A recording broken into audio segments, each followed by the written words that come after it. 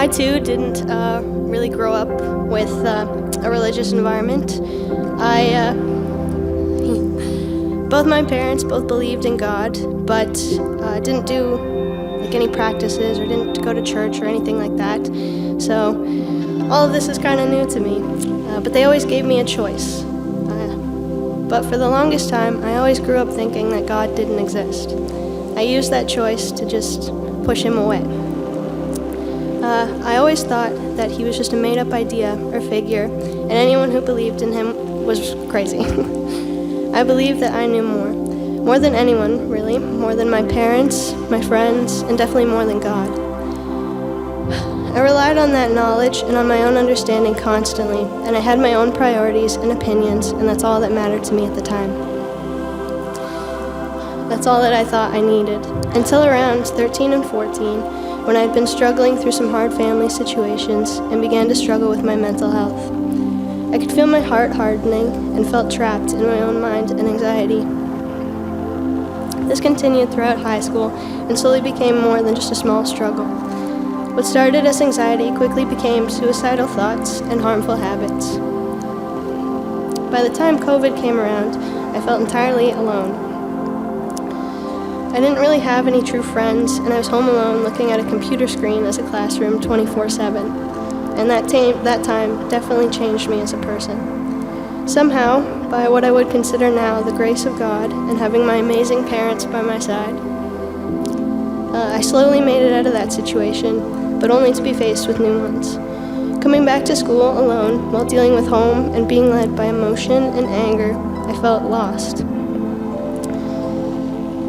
Popping in and out of friendships, floating through each day and fighting with my parents and denying any help that anyone tried to give me, and still heavily relying on myself. I soon realized that life without God was a constant struggle.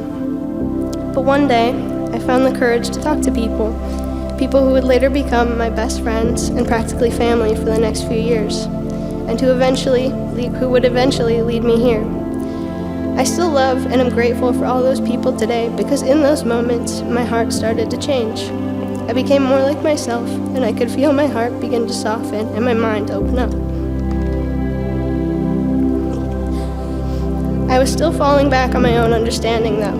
I started listening more and arguing less and asking questions and growing closer to something, but I didn't know what. It was my boyfriend at the time who encouraged me to come to church with him and his family and try something new. So I did. I reminded myself to keep an open mind and to give it a genuine try, and it felt good. Being in church and with everyone here and with the community felt warm and like a home. Over the next 2 years, I kept trying, coming to church, asking questions, and listening, and eventually I found myself wanting to know God, something I had scoffed at before.